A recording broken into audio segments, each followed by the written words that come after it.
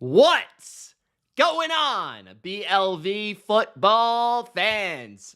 It's Mitch back with another week of NFL picks, straight up and versus the spread. This is the video in which I pick each and every NFL game, every NFL week of the 2024 NFL season.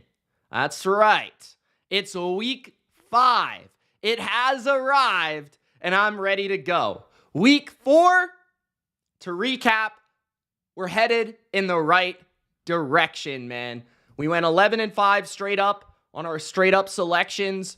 Back to normal, double-digit wins in our straight up picks.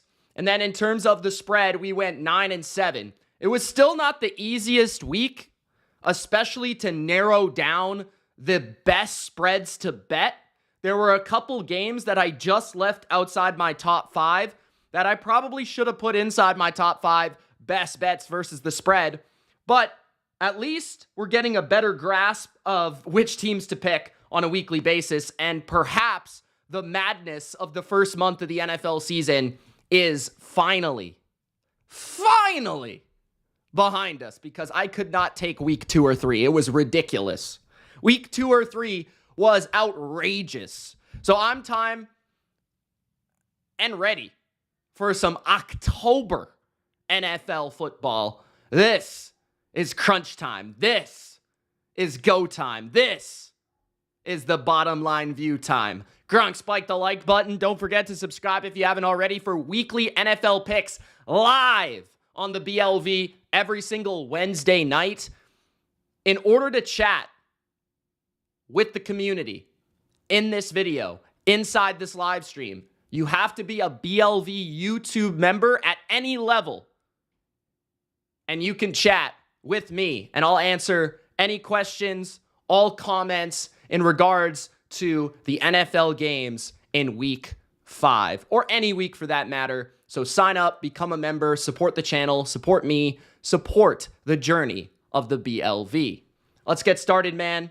But before we get started with Thursday Night Football, which is actually an excellent game this week, I want to say hello to the people in the chat, the members in the chat. We got Big Al Williams, the man, the myth, the legend, the Hall of Fame, Big Al, in the chat. He's a little angry about his Eagles right now. Sing in the chat. What's going on, Sing? Who keeps DMing me on Discord. Mitch, nobody's good in the NFL. Mitch, everyone sucks. See, Mitch, I told you, everyone sucks. That's Sing in the Discord. If you haven't joined the Discord, join the Discord, okay? I don't have to keep telling you. Caesar's in there as well. He says, good day, BLV Nation. The Angry Canadian, my boy, my man from up north. How's it going, Mitch? You awesome SOB. How ya been? I've been great, Angry Canadian. I hope you're not that angry right now. Hopefully you're a little happier. And Big Al with an update on his record as he takes his record serious each and every week. Straight up, he's 39-25, and ATS, he is 34-29-1. Big Al has had a solid start to the season. And Negan's in the chat. He says, what up, Mitch? What up, Negan? All right, guys. Gronk, spike the like. Let's get to it. Thursday Night Football. Let's not waste any more time, man. And how we're going to do this is we are going to start off each and every game with OUTLIER. So, the first matchup is the Tampa Bay Buccaneers, favored, or they should be favored, I think, but they're not favored. They're actually underdogs. Plus 1.5 in Atlanta. And this is a big game in the NFC South. The Bucs are getting 1.5 points. The total, 43.5. In terms of any trends we see here, the Bucs have been very solid against the spread. 7 out of their last 10 games. The reverse is true for Atlanta, covering 3 of their last 7. And actually, it's funny because OUTLIER shows Atlanta covering last game against the Saints. Well, it depended on the number, because if you got a 2, it would have been, obviously, you got your money back. But if you got a 1.5, you would have covered. If you would have got a 2.5, you would have lost. So it was kind of one of those games against the spread for the Falcons last week. The Falcons are 2-2. Bucs are 3-1. In terms of the money, we've got the percentage of bets, 68% on the money line on the Falcons, but 67% of the money is on Tampa Bay. In terms of the spread, 86% of the money is on the Bucs, 74% of the bets is on the Bucs. And then the total, most of the money and the bets is on the over. So over and the Bucs seems to be the play from the public, but you can also see that a lot of money is coming in on Tampa. So this could be one of those that the sharps and the public agree that Tampa is maybe undervalued in this position here. Okay, so let's talk about it. I like the Bucs just because I think they're the better team. And usually I just straight up pick the better team on Thursday night. Now, Atlanta is at home here, and I don't mind how Atlanta has played as of late, but I feel like they should have lost last week. Like, when you really dive into that game, they had 2 touchdowns in which they had a fumble return on a muffed punt, I believe, by Rashid Shaheed. It might have been a kick return. I think it was a punt, though. Shaheed, that was returned for a touchdown. Then you had a tipped interception that was returned for a touchdown. So you had a team in the Atlanta Falcons that won a game despite not scoring a touchdown against the Saints. So that was a little fluky. On the other hand, you had a dominant Tampa Bay performance against the Eagles, in which they moved the ball up and down the field against the Eagles defense, which previously had looked pretty impressive in their last couple of games, specifically against the Saints, who the Saints just played the Falcons, right? I also think that Baker is the better quarterback here. I like the Bucs offense more, despite Luke Gedeke still being injured at right tackle. I think they've done a good job to hide that deficiency. Irving has become more of a relevant part of that backfield, and I think he's played well as the running back of the Bucs. Now, what I'm concerned about with Tampa is the depth in the receiving core. Currently, both McMillan and Palmer are injured and ruled out, I believe, for Thursday. So the depth of the receiving core for the Bucs will be tested. I'm actually going to check who is going to be because it would be their 5th receiver. That would be their number 3 in this game. Now, I would expect Cade Otton to step up potentially and play a little bit more here. He's a capable tight end. And as long as they have Chris Godwin and Mike Evans, they should be fine. And I think Chris Godwin specifically should have a pretty good matchup in this game in the slot against the Falcons. So that's at least what I saw. Trey Palmer and Jalen McMillan are injured. I could be wrong, though. Let me just double check that. They will be without Antoine Winfield once again this week. Hold on. Yeah, so Palmer was ruled out due to concussion. McMillan's ruled out due to a hamstring. Vita Vea will play. Tristan Wirfs will play. Logan Hall looks like he's going to be back in this game. I'm not exactly sure if he ended up playing last week. Graham Barton's good to go. Luke Gedeke ruled out. So still some key losses for the Bucs, but they've been winning without these players. For the Falcons, Troy Anderson, a linebacker that played really well last week against New Orleans and had that pick 6, actually. He's out. So that's a big deal, especially in terms of middle of the field coverage against Chris Godwin and Cade Otton in the middle of the field. I think Sterling Shepard might actually be the next man up for the Tampa Bay Buccaneers. That's a name you haven't really heard in a while offensively for them. That's probably who would take the spot of Palmer and McMillan in this game. So not that that's a huge deal, but that's just an interesting nugget that they are down 2 of their depth receivers here. So I like Tampa for the situation in terms of how they played recently against how the Falcons had played last week. I thought the Falcons were fortunate to beat the Saints while the Bucs dominated a good Eagles team despite the Eagles not having A.J. Brown and Devontae Smith. The Bucs have proven that they can kind of come out here and win without some of their guys, Antoine Winfield, Kalijah Kancey and the like. So yeah, it's in Atlanta, but I haven't been too intimidated by this Atlanta home field this year. It is a short week on the road, but it's a divisional opponent, so you should be fairly familiar with each other. On top of that, there is a little bit of crossover between both coaching staffs, that Cohen and Raheem Morris were both Rams guys, as well as Zach Robinson. All these guys kind of come from LA, so there's going to be a lot of familiarity between the coaching staffs. So perhaps Cohen will have something for Raheem Morris's defense, but maybe Morris has something for Cohen as well. I don't think the Bucs will be able to run the ball all that well in this game, but I do think they'll be able to throw the ball. Meanwhile, Tampa Bay, low-key, their secondary is pretty darn solid. Like, I really like how the McCollum is playing. I mean, he's played really, really well in the secondary. Jamel Dean has been playing well, and they don't really seem to miss Antoine Winfield too much, at least. Like, I will say that they've been able to withstand that for the time that he's been out. So looking at the injuries on defense, Kalijah Kancey, Antoine Winfield, but Tyke Smith, the rookie, hasn't been bad. Christian Izine can step up and play.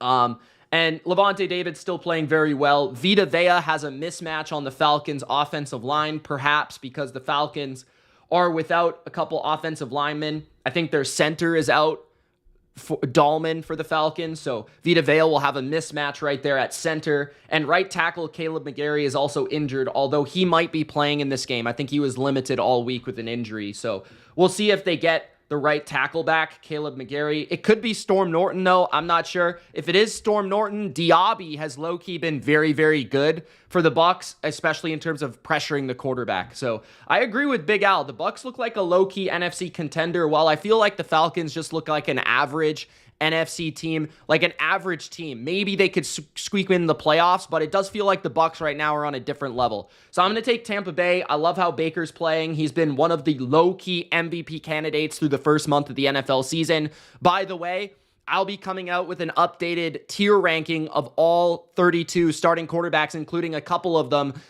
backups that have played already this season. I'm going to try to rank as many quarterbacks that have played this season in a quarterback tier list that will come out hopefully on Thursday. So look out for that coming out on the channel as well. I might even do it live. Who knows? We'll see.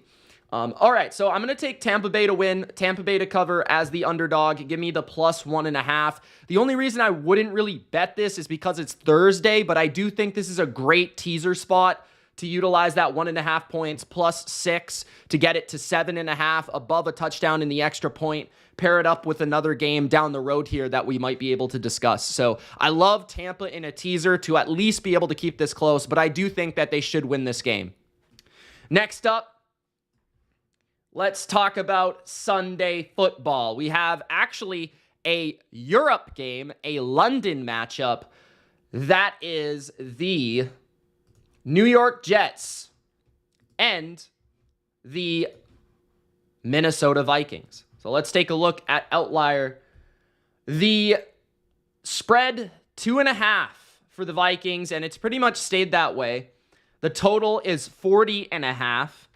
And given both defenses being the strengths of their football teams, that does make some sense. Although I feel like London is always a little odd, and I wouldn't be surprised if the over hits in this game, to be honest with you, because I know that I don't think the Jets' offense matches up too poorly with the Vikings in this game from that side of the ball. And I do think there are some cracks in the Jets' defense that a guy like Kevin O'Connell can study the tape and take advantage of when you talk about what the Shanahan system did to the Jets in week 1.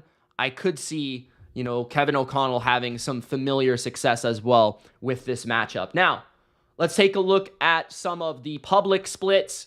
We've got 89% of the bets on the Vikings and 93% of the money line bets on the Vikings. 87% of the bets on the spread are on Minnesota, but 82% of the money is on the Jets. Wow. 86% of the bets is on the over in this game, like I indicated, as well as 90% of the money. So maybe the over is the play here, guys. That's at least what the public thinks, and the money is coming in huge on the over as well. London can be a bit funny that way. That is also why I did not, if this game was actually in Minnesota, I think you would have to bet the Vikings here.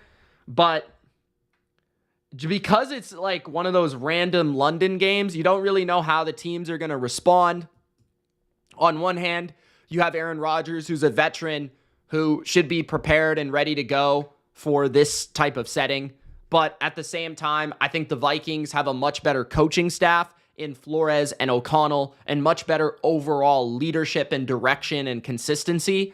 So that should favor the Vikings in a setting where they're having to deal with a lot of unknown qualities in terms of travel and things like that, staying in a place that's foreign to you, right? So I think the Vikings, like I said in my power rankings video, they have proven to me that they're here to stay, that they're a good team. They have a top 2 or 3 defense, in my opinion. Their offense is very balanced, consistent. Justin Jefferson and Jordan Addison, that combined combination makes them dynamic at wide receiver. But the Jets are well equipped to handle the wide receivers of the Vikings, given that they have Sauce Gardner and DJ Reed on the outside. This is going to be one of the tougher secondaries, if not the toughest secondary that the Vikings have faced all season. So they're going to have to rely a little bit more on Aaron Jones. I think they can in this matchup. The Jets have been a little bit weak against the run in a few matchups this season, including even last week. I thought they were subpar against the Broncos, I will say.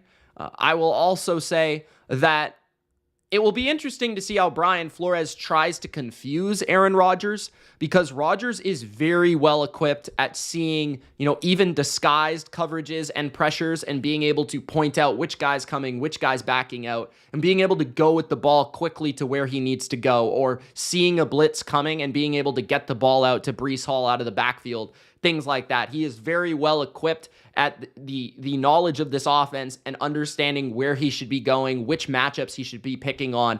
Mike Williams has continued to be a factor in terms of he has ramped up his ability on the outside for the Jets. He looked good against the Patriots, then he looked even better against the Broncos. So that's something to pay attention to as well, in a matchup where Garrett Wilson will probably largely see a lot of Stephon Gilmore. The other side of the Viking secondary is a little bit weaker.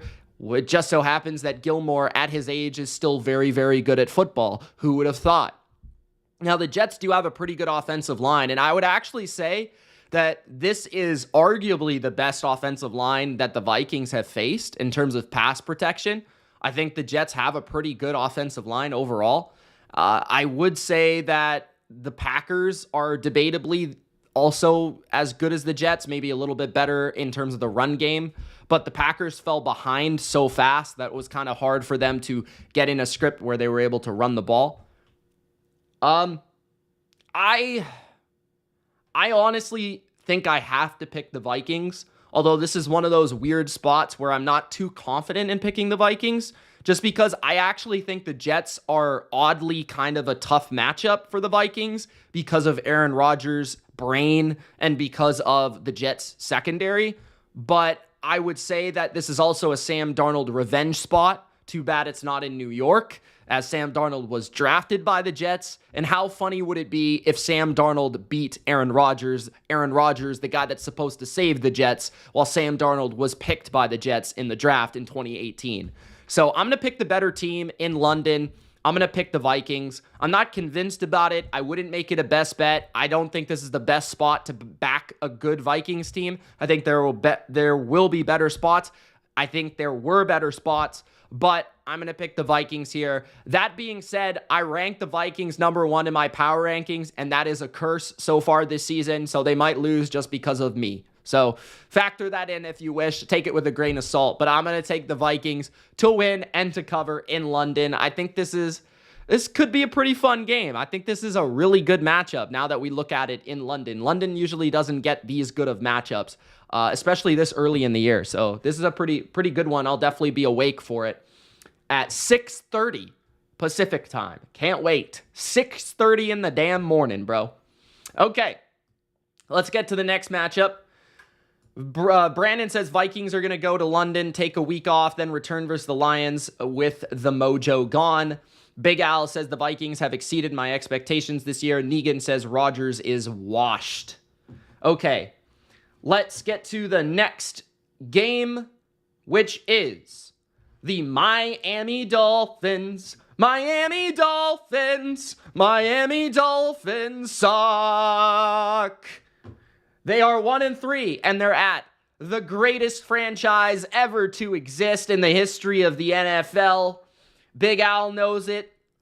Caesar knows it. Even Negan knows it. The New England Patriots are that squad, baby. The Patriots are actually favored in an NFL football game in the year 2024. Who would have thought? Honestly, not me. The money line, 53% of the bets is on the New England Patriots. 46% of the money is on the New England Patriots. 54% of the money is on the Dolphins. So bets and money split in this one.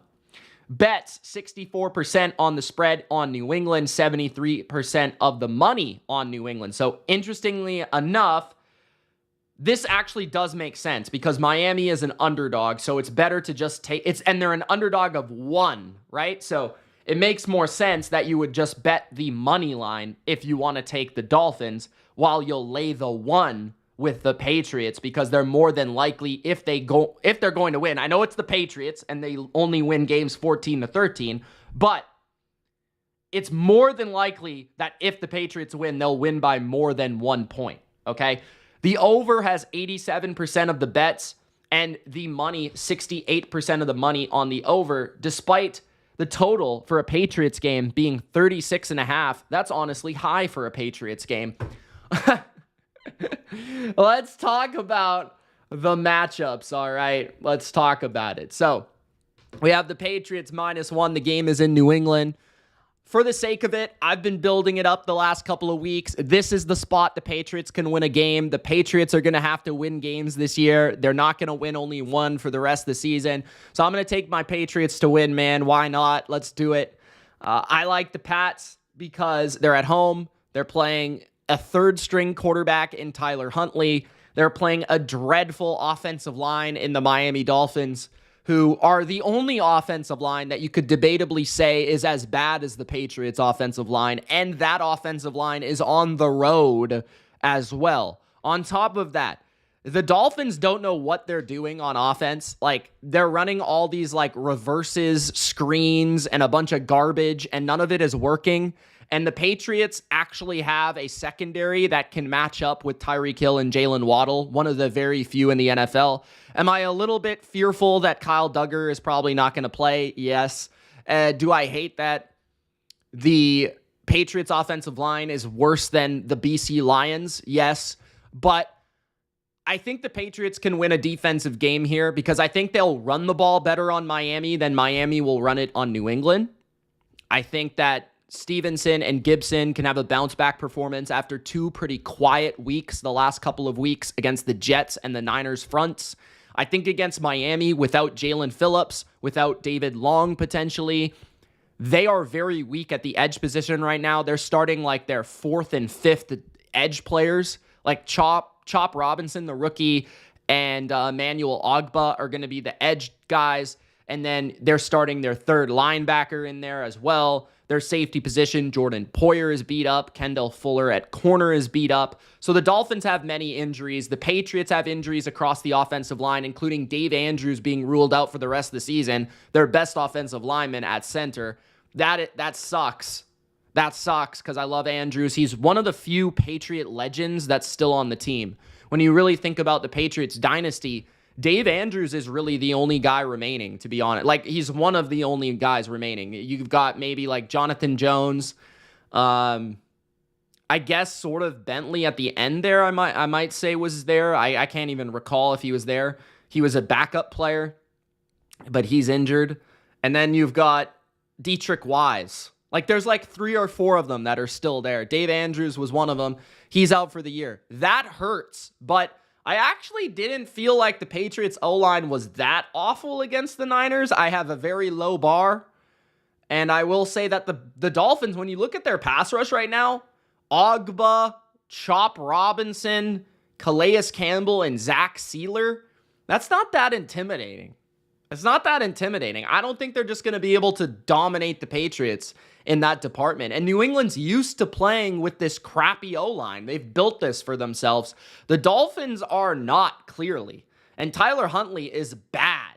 So, it's Snoop Huntley, whatever they call him nowadays. So, I'm going to take the Patriots to win by like 3. I'll say 17-14 Patriots. I almost made them a best bet, but once Dave Andrews was ruled out, I couldn't do it. So, yeah. Next up, we've got the Baltimore Ravens at the Cincinnati Bengals. Ravens favored by 2.5. Let's see what Outlier has to say about this one. Okay, so we have 84% of the bets on the money line coming in for the Ravens. 86% of the money is on the Ravens on the money line. 76% of the bets is on the Ravens against the spread, while 53% of the money, so a large discrepancy here. A lot more money is coming in on the Bengals than the bets. 47% of the money, but only 24% of the bets. That would probably mean that sharp action is coming in on the Bengals. Most of the time, that's what that means. 75% of the bets is on the over. 78% of the money is on the over for the game. I agree with the over sentiment here. Both defenses are, I think, definitely susceptible to opposing offenses in these games. I think the Ravens susceptible to the pass. I think the Bengals susceptible to the run. Bengals obviously look like the worst team throughout the season, but this is a spot where they could really change some things. I mean, if the Bengals win this game, they're 2-3, and the Ravens are 2-3, and they completely have flipped around the records and the standings of the AFC North. So this is a huge game inside the AFC North, specifically for the Bengals, because they're at home in this game. And I really have felt like the Bengals have played extremely well on offense the last 2 weeks. Now, have they played two crummy defenses in the Panthers and the Commanders? Absolutely. But they have gotten their thing going, and they have barely been stopped at all. T. Higgins and Jamar Chase have looked great. Yossi Vosh has been contributing. Chase Brown continues to get more and more work and looks explosive on the ground for the Bengals. Just to answer Big Al Williams' question here, who will the Patriots plug in after the injury to Andrews? I think it'll be Nick Leverett. He's been the primary backup center for the Patriots this year. Has had some issues snapping the ball, but overall, I don't think he's been terrible in the blocking department. He used to play for the Bucs. So back to the Bengals game. I like the Bengals. I think they're going to win this game, and I think they're going to cover. I like the Bengals at home.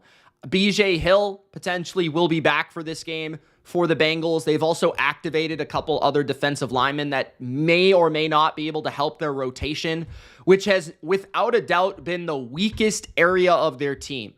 Has been their run defense, has been their defensive line play, and has been the depth of their defensive line. I like the Bengals here because public perception is that the Bengals are not a very good team, while the Ravens just destroyed the Bills. I think that emotionally speaking, the Ravens are coming off a high.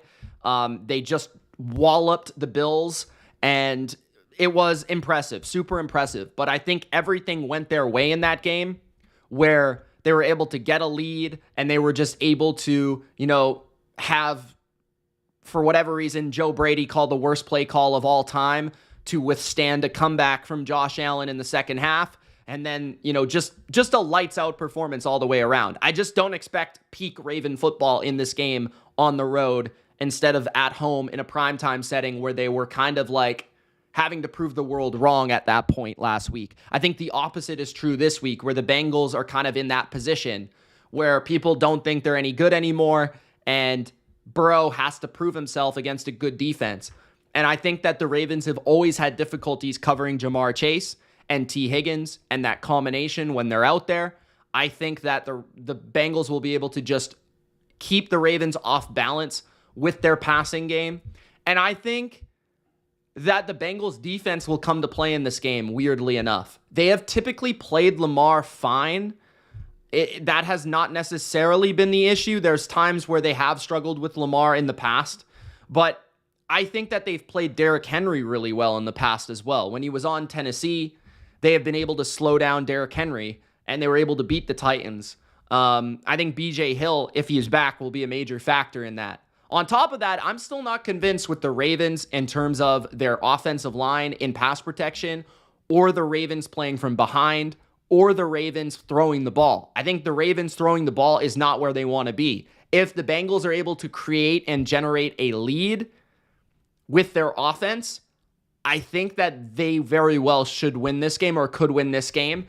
And I think it could be a shootout. And in that capacity as well, I'll take the home team, potentially the team with the ball last, Joe Burrow, McPherson, kick this through, score a touchdown late, win this game. It should be a very good game, very back and forth, very competitive.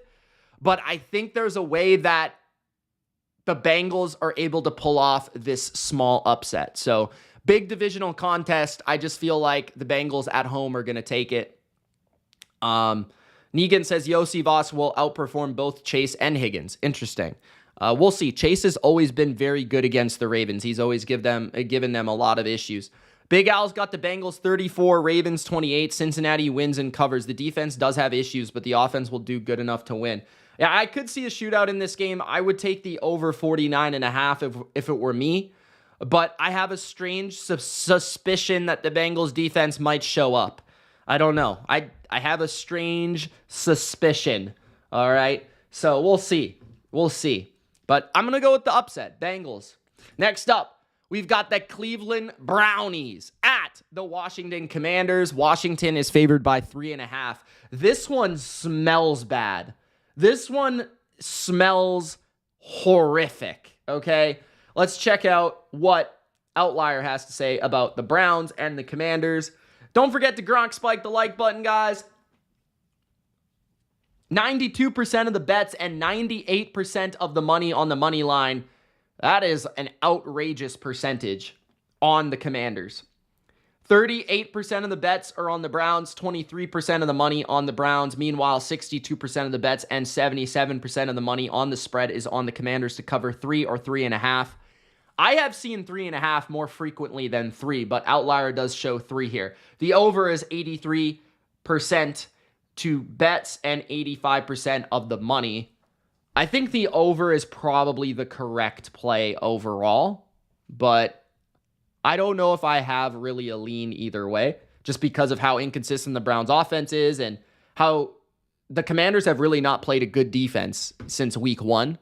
So I think there's a chance this could be the peak of the Commanders' value, because the Commanders have played pretty bad objectively defenses. Like the Bengals, like we spoke about, without their 2 defensive tackles, were really a bad matchup, in hindsight. The Commanders were a really bad matchup for them because the Commanders, when they're able to run the ball and they play that soft zone coverage a lot, the Bengals, that kind of opens up those screens, those quick RPOs, those yards after catch plays that the Commanders like so much. And then once the Bengals had to respond and add people to the box to stop the run, that allowed them to throw the ball down the field. So it was a really bad matchup. The Commanders also played the Cardinals, who are not the best defense, definitely in terms of talent in football. They destroyed them. And the Giants, who are also a pretty bad defense. So they haven't really played any good defenses, certainly not at the level of the Browns, anywhere close all year. Even the Bucs defense, I wouldn't say, is on the level of the Browns. So this is why this game stinks to me, because I kind of have a feeling the Browns could win this game. I don't really know why, other than the Browns defense. And I think the Browns defense matches up pretty well with the Commanders. I like how aggressive they are. I like that they play man coverage, which kind of inherently takes away screens and RPOs and quick passes. You have to kind of earn those throws a little bit more. You look at JOK, a guy that could spy Jaden Daniels or keep up with him at the linebacker position.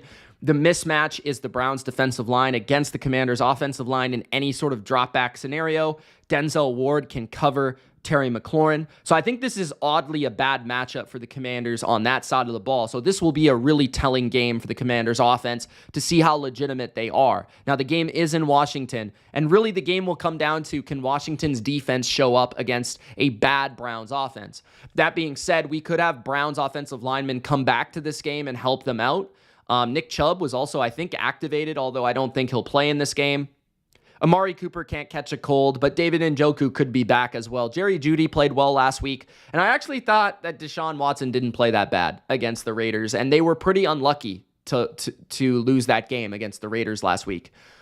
I'm going to go with the Commanders here because they're at home and because they've just shown to be the more consistent, better team, and I don't know if I have enough faith in the Browns to win the game, but I'm going to take the 3.5. I think it could be decided by a field goal or less, and I think that the Commanders will win like 24-21, something like that. So I'm going to take the 3 and a hook with the Browns because I think there's a chance they upset the Commanders, but I'm going to go with Washington to win just because they've shown more in terms of being 3-1 and being a dominant offensive team so far this year.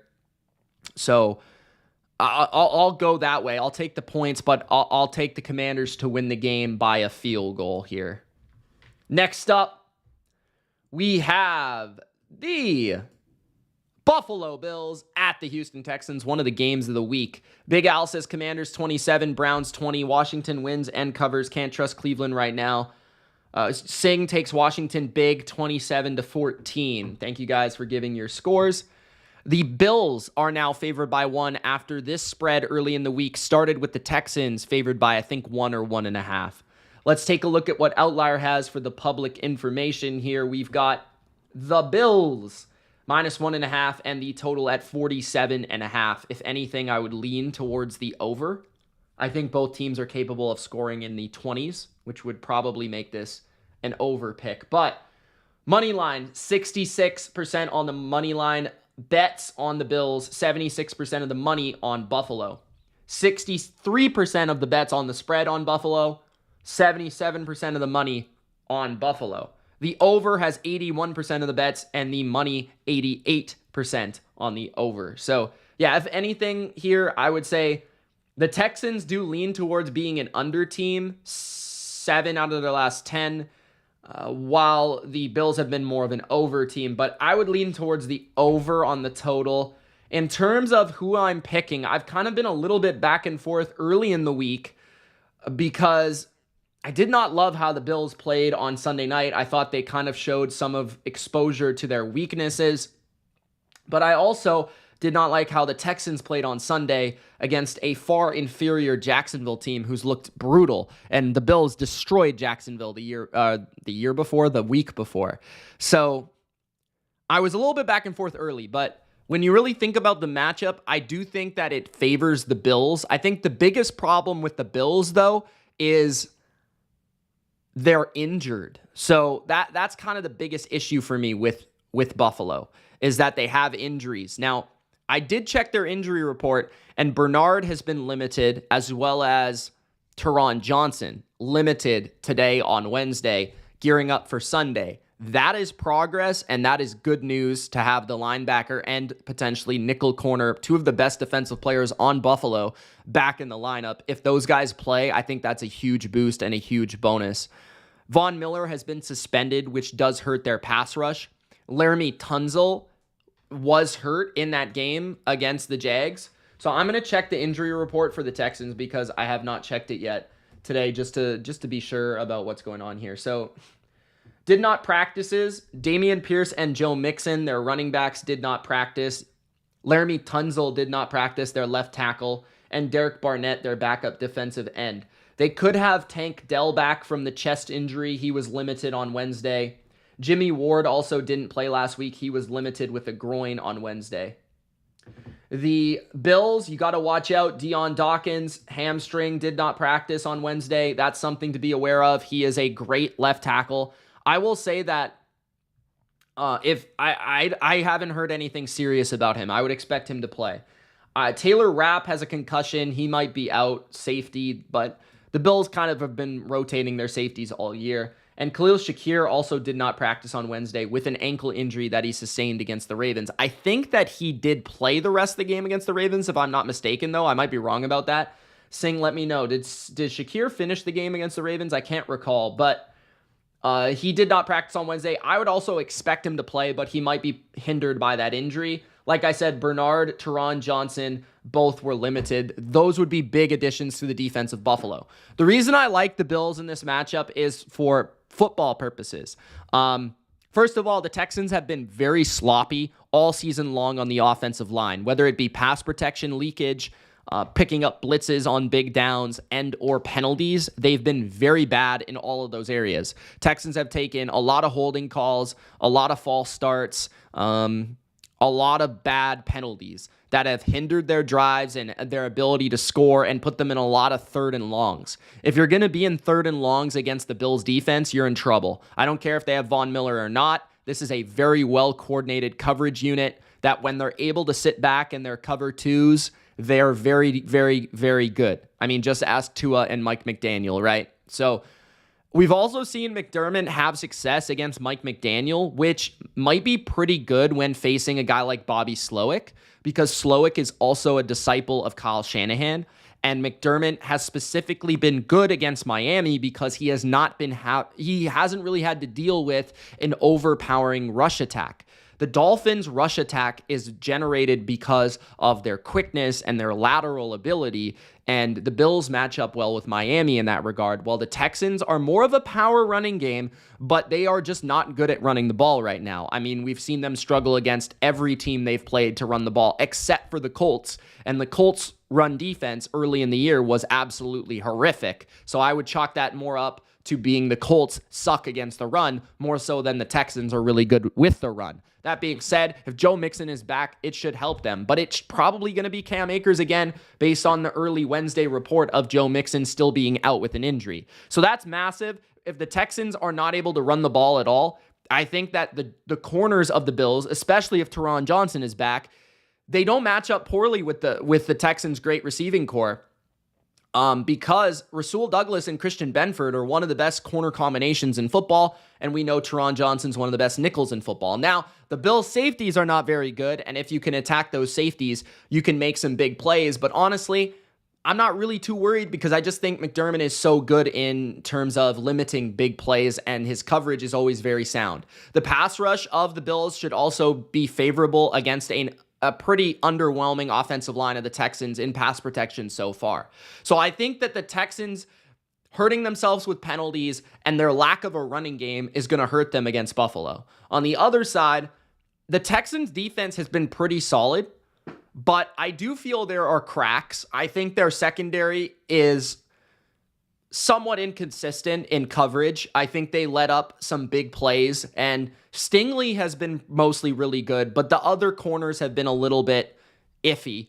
Their linebackers are not great in coverage, and I do think that Kincaid and Shakir, if he's playing from the slot, James Cook out of the backfield, the middle of the field is an area I think you can attack the Texans through the passing game. The Bills' offensive line is also very good, and I think capable of slowing down the Texans' main area of prowess defensively, which is their pass rush. I think the Bills can slow that down, as well as Josh Allen being the hardest guy to sack in the NFL. So that also helps. This is Josh Allen in a bounce-back spot. This is Buffalo in a bounce-back spot. It's hard to see them dropping 2 games in a row. The Texans have been a sloppy football team that I do love, but sloppy nonetheless. So I think the Bills are going to win this game. The way that the Texans could win is, like I said, if they can generate a run game that is better than I expect, if they can hit some big plays off play action based on the running game getting the Bills to suck up a little bit, I could see Nico Collins having some big plays. Maybe Stephon Diggs has a little bit of a revenge game, but honestly, he could just be more drama than anything.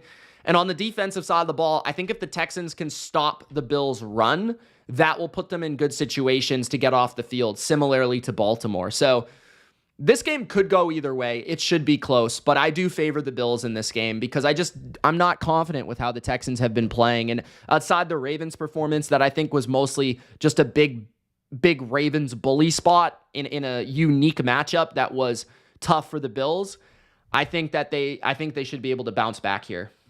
Next up, Gronk spike the like button, guys. Let's get to the next game, which is I already talked about that one. The Indianapolis Colts at the Jacksonville Jags. Jacksonville is favored by 3. Let's take a look at what Outlier has to say about this game. So, the public betting, 63% of the bets on the money line is on Jacksonville, but 55% of the money is on the Colts. 59% of the bets is on the spread on the Colts, and 56% of the money is on the Colts. 80% of the bets on the over, but 55% of the bets on the under. Interesting. I actually think that this is almost too obviously a Jags victory, and I'm nervous because of that reason. I think this should be Jacksonville's first win. Everything kind of points to it. The Colts' pass defense is atrocious, right? They're atrocious. I think that Jacksonville, Brian Thomas, and Christian Kirk could have huge games in this one. I also think that the Colts have shown cracks against the run. Etienne and Bigsby might be able to bounce some big gains here in this game. And I do think Jacksonville can handle the Colts on the ground in terms of their defense against the Colts' rushing attack, especially if Jonathan Taylor is not playing. Now, what scares me actually is Joe Flacco. If Joe Flacco plays, I think the Colts have a much stronger chance to win because Joe Flacco, believe it or not, is much, much better at playing football than Anthony Richardson. So if Joe Flacco plays, Josh Downs, Michael Pittman, Mitchell, Pierce, they have matchups against Jacksonville's secondary. Jacksonville might have the worst pass defense in the NFL right now. They also have injuries up front on their defensive line. I think Josh Hines-Allen is injured, if I'm not mistaken, which I'll check here in a second. But the Colts have many injuries in their own right defensively to the point where they might be starting like a practice squad defense. The Colts, I do think, though, Jacksonville has to win at some point. And this is a divisional game in Jacksonville. If I'm not mistaken, Jacksonville has kind of owned the Colts in Jacksonville in recent history. I could be wrong about that. Sing, let me know what you think about that. Did not practice. Hines-Allen with a concussion and Devin Lloyd. That's also pretty big for Jacksonville. That being said, everybody else seems to be okay on the defense. The Colts, I can't seem to find an injury report for them. Let me see.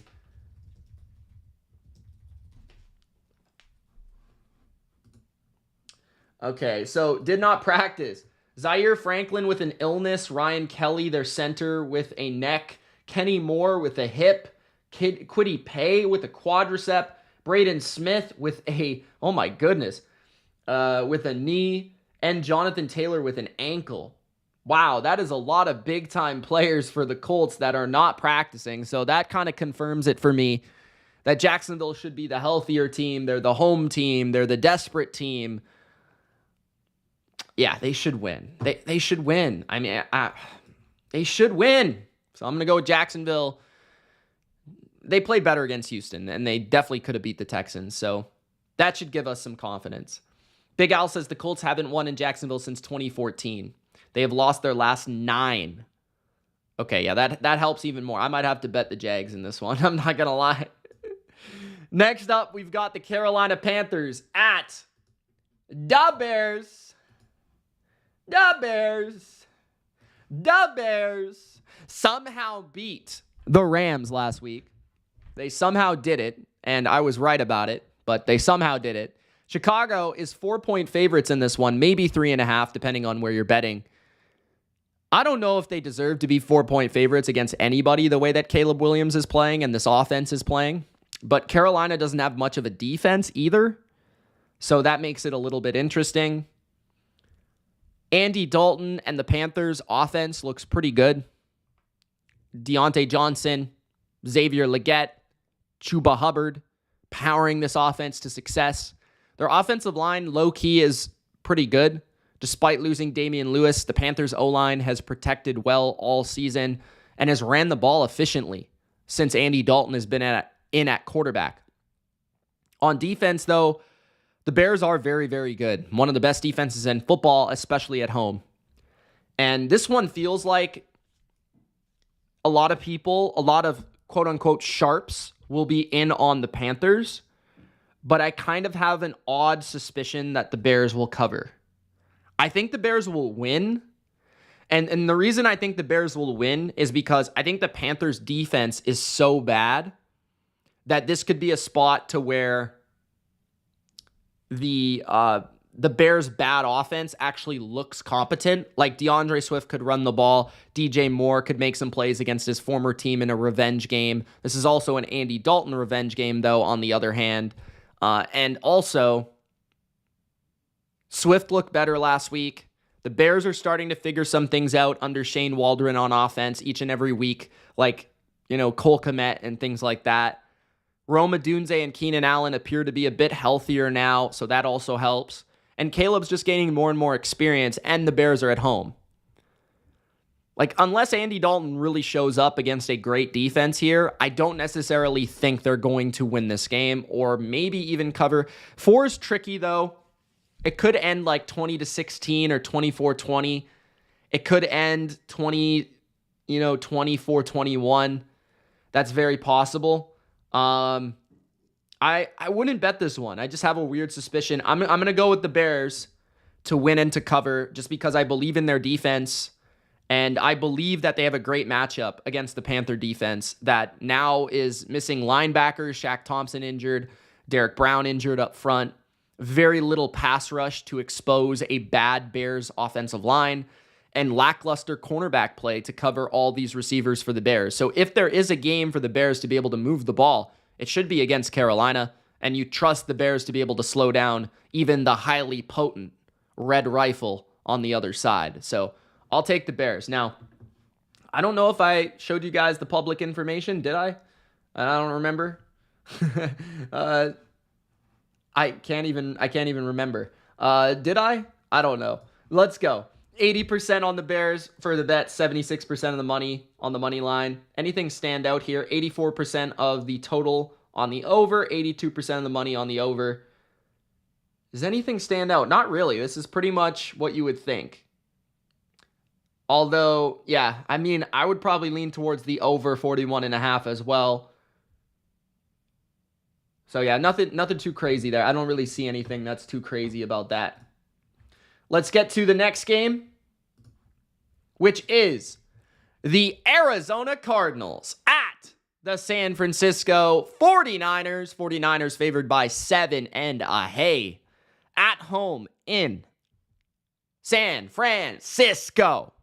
49ers getting a bit healthier. Ricky Pearsall could be back. Debo was back last week. Kittle was back last week. Ayuk trying to shed a few pounds. Jawan Jennings, a stud.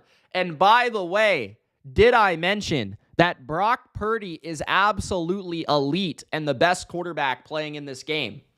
On the other side, the Niners defense still needs to prove to me a few things. They played better against the Patriots, but that was the Patriots. I like the Niners cornerback position, but they do have injuries on that side of the ball. Obviously, Hargrave was out for the year. Fred Warner is dinged up, although I think he'll play. Safety position is a bit injured as well with Hufanga. I like how Mustafa played, though. I will say that. I don't know if there's been an injury report yet for the 49ers. I'm going to check that real quick. The Cardinals got absolutely wrecked last week, so it's a spot for them to have a bounce back potentially, which does scare me a little bit. Trey McBride was limited. He could be back this week for the Cardinals. They desperately need him. Matt Prater was oddly out of practice today, their kicker, so that's something to pay attention to. Some of their offensive linemen, Kelvin Beachum, Isaiah Adams, dealing with injuries. Garrett Williams, also one of their, I think their nickel corner, did not practice on Wednesday. For the Niners, Fred Warner and George Kittle did not practice, as well as Jacob Cowing did not practice. Chris Connolly did not practice. Yetur Gross-Matos did not practice. D. Winters did not practice. Now, D. Winters has been out. Connolly and Cowing are backup wide receivers. Yetur Gross-Matos is a part of that D-line rotation. Kittle and Warner are the ones to pay attention to, although this could be more of a rest kind of situation than anything else. Kyle Juszczyk, full practice. Jordan Elliott, limited. He could be back this week. Hufanga, limited. That's a good sign. Kevin Givens, limited. He played well against the Patriots. And yeah, that's pretty much it. Trent Williams, rest. So nothing too crazy there in terms of the injury report. Just pay attention to the Niners and the Niners Kittle, the Niners Fred Warner, and then also the Cardinals offensive linemen. Let's take a look at the public stuff. So Niners, you see a 7 there on DraftKings. I think I would take the Niners minus a 7. 7.5 is tricky, though, because there's always that backdoor potential with the Cardinals here. 96% of the bets on the Niners, 89% of the money on the Niners for the money line. In terms of the spread, 55% of the money is actually on the Cardinals plus the points, while the Niners are getting 51% of the bets. The over sees 76% of the bets and 73% of the money. No real trends there on the board either. This game, I could see going in one or two directions. I could see this game being really close and the Niners kind of winning it at the end. I have little doubt that the Niners are going to win. I just have doubt on whether or not it will be close. I'm really not 100% sure on how this game is going to go because the Cardinals have been a little bit inconsistent on both sides of the ball. Their offense has struggled the last couple of weeks against the Lions and against the Commanders, oddly enough. And then on the other side, the Niners defense, though, has looked leaky at times and has given up some plays. Also, the Cardinals offense played well against the Niners last season in the regular season. So that is something to be aware of. I would honestly, the 49.5 is pretty enticing. I think the Niners, though, will be able to just score at will almost. Like, they looked really good against the Patriots, and if Debo and Kittle are there with Ayuk and Juwan and Mason, I see the Niners scoring like 30-plus points. Somewhere between 31 and 38. They'll probably put up in this game. So the question will be like, can the Cardinals get to 24 to 27 points? And you have a chance to covering. There's a chance, but it's in San Francisco. I'd like the odds a little bit better in Arizona. I don't like how the Cardinals played last week against the Commanders. I don't like how Kyler is playing overall. This is tough, man. I kind of want to take, if at 7.5, I'll take the Cardinals to cover, but I'm going to take the Niners to win. At 7, I think I'd lean towards the Niners. That's how close this is for me on the spread. That a half point might dictate it, because I could see the Niners winning like 34-27 or 31-24 or 30-23. I could see that. And then in that case, I think the Cardinals would cover. But I could also see, I could also see 38-24 or something, and then you end up losing. But I don't know. I think the Niners will win. I'm just not too confident in the spread. I would just stay away from the spread overall. But I lean towards Niners to win, Cardinals to cover. That's going to be the pick. Next up, the Las Vegas Raiders at the Denver Broncos. You guys know already, this is the Raiders. A best bet. The Raiders are a best bet. Now, we've got to check in on the injury reports all week long. Like I said, we've got to check in on the injury reports because we've got to know what's going on with Max Crosby, man. We got to know what's going on with the Max Crosby situation. The Raiders are currently getting 57% of the money on the money line, but 59% of the bets are on the Broncos. 82% of the bets is on the Raiders. On the spread, 74% of the money. 90% of the bets are on the over. 86% of the money is on the over as well. 35.5 is a very low number for this game. I would say that is a very low number. I would also lean towards the over just because of how low that number is. Because I think 21-17, 20-17 is pretty likely. So I think this could go over for sure. So look at the over perhaps in this game. But I do like the Raiders. They have beaten the Broncos 8 straight games. That would be 4 years in a row. They have swept. Not just beat in one game, in one matchup, in one stadium. They have swept the Broncos 4 years in a row. 4 years in a row. The Raiders still have Brock Bowers, even without Devontae Adams, Jacoby Myers, Trey Tucker. Look out for him. I am a little bit weary of the injuries of the Raiders at right tackle, on the defensive line, at linebacker. They scare me a little bit. But I think this is a classic Broncos fall back down to earth spot where the Broncos beat the Jets. They probably shouldn't have beat the Jets. It was a great coaching performance from Sean Payton and malpractice by Robert Saleh. The Jets, they had issues just overall. They missed a field goal to win the game, but the Jets still outgained the Broncos. Bo Nix had 60 yards.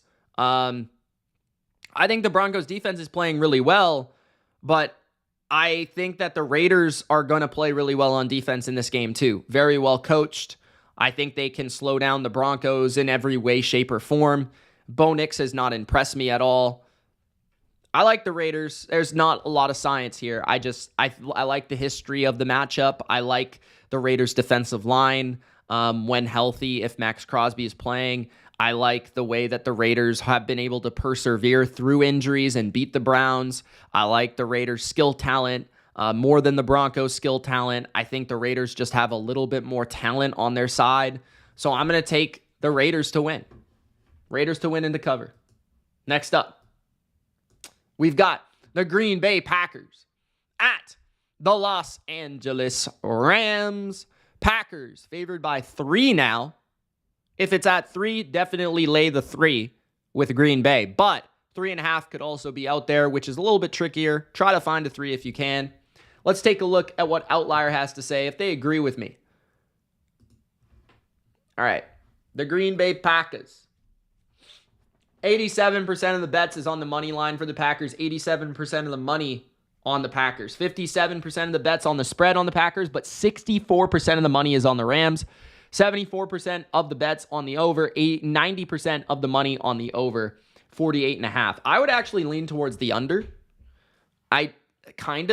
Because I think the Rams offense has been struggling. I don't know how much confidence I really have in their offense right now. Now, maybe they get Cooper Kupp back this week. Maybe the offensive line does have their tackle situation under a better situation right now, but I don't love how the Rams offense is playing. That being said, this could unravel into a shootout. I wouldn't be too shocked by that. Alexander could be back for the Packers. That would really help. I think that this really comes down to Matt LaFleur has been great against Sean McVay, so that gives me confidence in the coaching matchup. Second, I just fundamentally do not see the Packers losing again with Jordan Love 3 straight times, 3 games in a row to start the season with Jordan Love. 0-3 with Jordan Love. Fundamentally, I don't see that happening. Next, the Packers should be able to run all over the Rams as they have a very weak run defense. The Packers have a very good run offense in terms of the scheme. Josh Jacobs should have a big game. The Packers have a plethora of receivers to attack an underwhelming Rams secondary. And Jordan Love should create some big plays down the field once the Rams are worried with the run game. On the other side, I think the Packers can win up front a little bit in terms of their ability to pass rush and get after Matthew Stafford. And I don't know, the Rams' run game's been a bit inconsistent all year.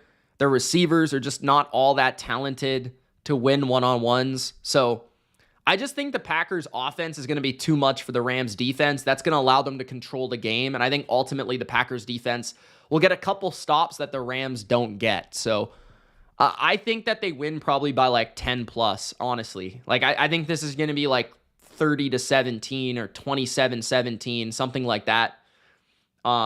Maybe it could be like 30-21, but we'll see. We'll see. I think the Packers win. I think the Packers are a much better team. I think the Rams right now, their defense is not good enough, and they're still missing those receivers, which really, those receivers do so much for that offense. Next up, Gronk spike the like button, guys. Don't forget it. We're still live on YouTube, The Bottom Line View. Let's go. Next up, we've got the New York Giants at the Seattle Seahawks. Seahawks favored by 6.5, according to OUTLIER, while Seattle is also laying 6.5 at home with a total of 43.5. 3-1 versus 1-3. Seattle, 93% of the bets and 75% of the money on their money line. 76% of the bets on the spread for Seattle, 88% of the money for Seattle. 87% of the bets on the total for the over, 92% of the money on the over for the Seahawks and the Giants. Personally, I also made this a best bet on the channel for you guys to check out. I like the Seahawks here. I think the Seahawks at home are a difficult team to beat. First of all, their defense tends to play way better at home. There's a chance that Seattle gets a couple of their defensive linemen back. That would definitely help their cause. The Giants, I know that they're coming off extended rest, but this is also a difficult schedule spot for them in terms of the travel going from New York to Seattle. I don't trust the Giants offensive line in Seattle. I've also seen this game play out 2 years in a row where Seattle was able to beat the Giants by double digits in both games, by 21, by 14 in both games in 2022 and 2023 with Daniel Jones at quarterback. Seattle was able to barrage him, and I feel like Mike Macdonald's defense is going to give Daniel Jones mental gymnastics. Also, I think that Witherspoon and Reek Woolen could match up with Malik Neighbors fairly well, and Wan'Dale Robinson as well, because he's become a factor. Devin Singletary might be out for this game. I don't know how much that really matters. The offensive line of the Giants has looked better, but I still think there are definitely flaws there. They don't have a consistent running game. I think in Seattle, they're definitely going to have their issues in pass protection. On the other side, I trust Geno. I love Geno, the way he's playing, the way he's slinging the rock, the way he's throwing it. Tyler Lockett, Jackson Smith-Njigba, and DK Metcalf have all had great moments this year, and Kenneth Walker looks like a man possessed running the football, pretty much unstoppable. So I think the Seahawks are going to torch the weak Giants secondary and put up big numbers in this game, big explosive plays. I'm going to go like 34-20 for Seattle here. And the only reason I say, this is higher scoring, I would probably take the over, is because of Seattle's injuries on defense. Let me actually check right now, just the injury report, just in case I'm missing anything here. So all we see for the Giants is Adoree Jackson still did not practice. Andrew Phillips has still not practiced, which makes me very confident about Seattle, because if those guys are out, then their secondary is completely depleted of two of their top three corners. And Malik Neighbors did not practice with a concussion. I think he will play, though, ultimately. Devin Singletary did not practice with a groin. Let's see if I can find Seattle's injury report. What's up, Tommy? How you doing, man?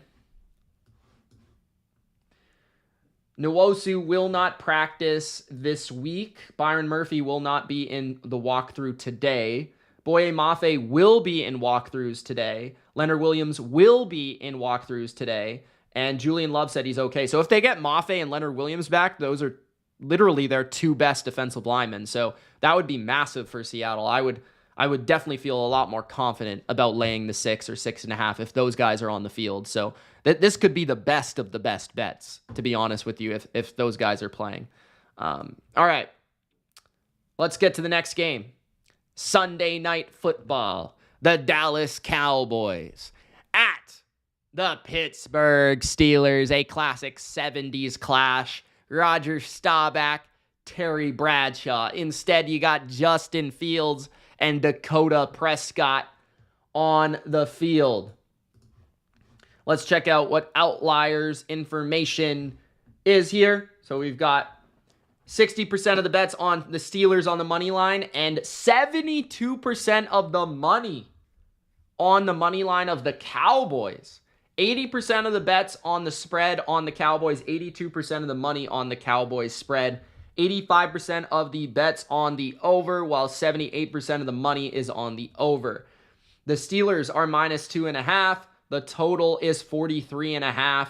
I would lean towards the under, and I will go through why I think the Steelers are the side here. First of all, the Cowboys injured on defense. If the Cowboys had a more secure defense with Micah Parsons on the field, DeMarcus Lawrence on the field, I would maybe even pick Dallas. But without those guys on the field, I think it's going to be very hard to generate a consistent pass rush with your two best pass rushers out and a limited depth chart. The Dallas defense, their defensive line is not the same it used to be in terms of the waves and the depth that they used to have. So that's scary.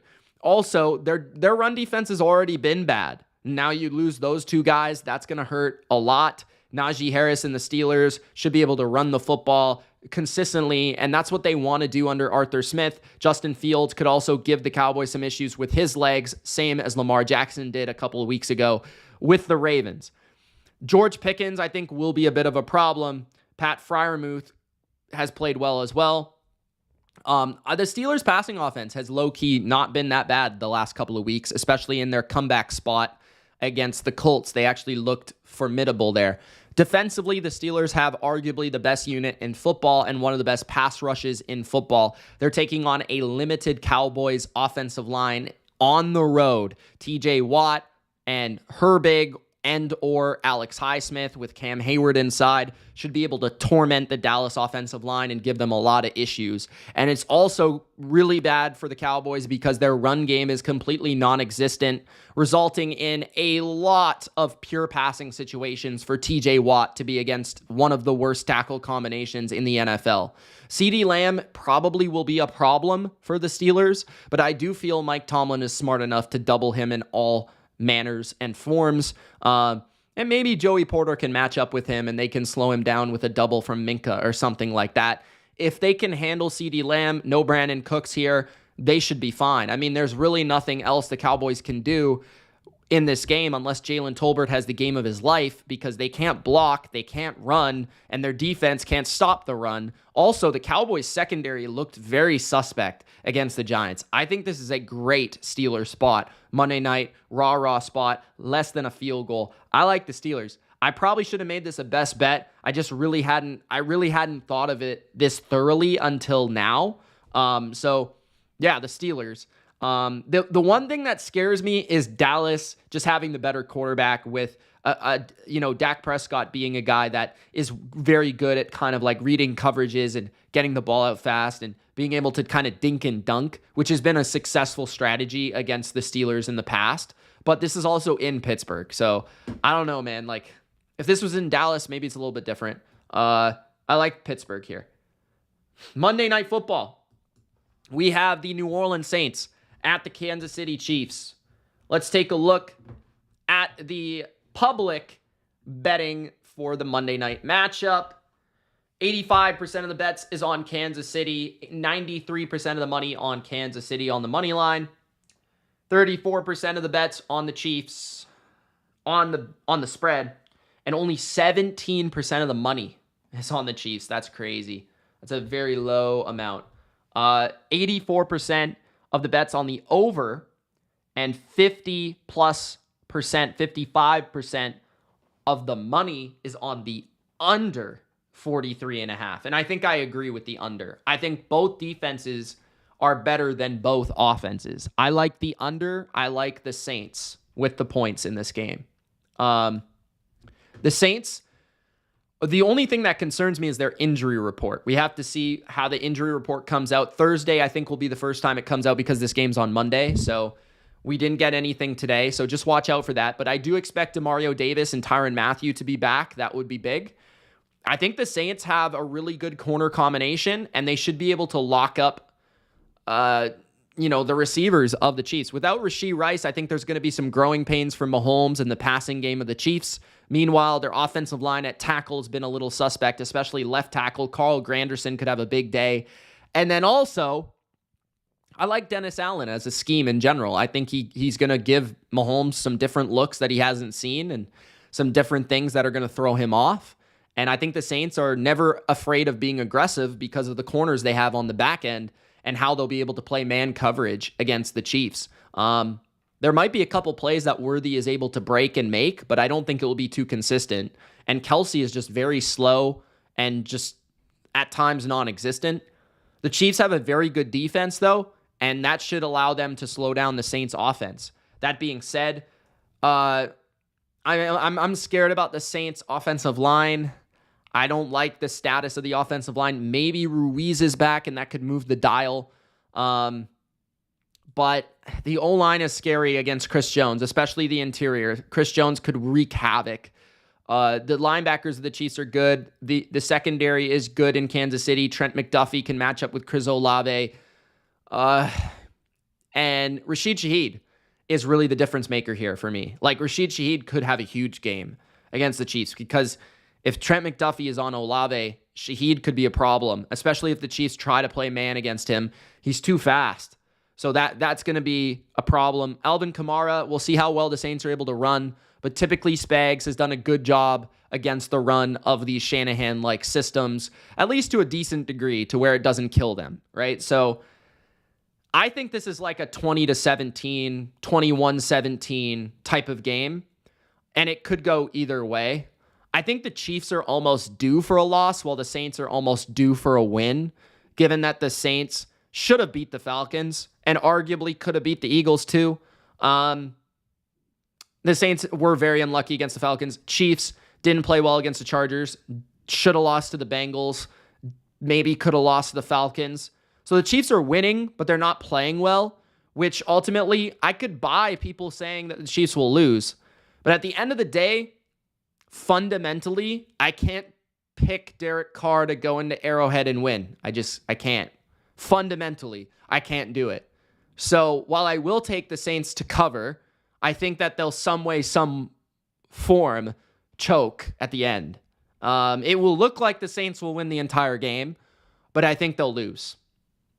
I think for the Saints to win, they're going to have to win by double digits because I just don't trust the Saints in the end winning this game. Maybe I'm wrong.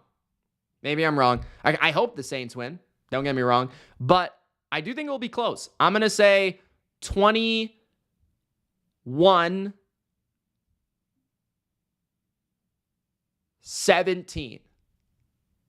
Chiefs on Monday night.